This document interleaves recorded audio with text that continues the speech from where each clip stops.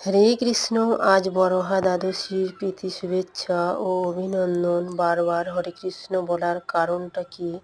কারণ আমি হিন্দু, আমি সনাতনী হয়ে যদি হরে কৃষ্ণের অর্থটাই না বুঝতে পারি, তবে আমি কিসের সনাতনী, কিসের হিন্দু হলাম?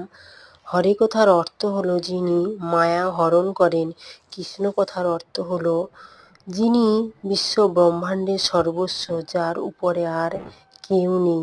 তবে আমরা বুঝতে পারলাম হরে কৃষ্ণ কথার অর্থ কি।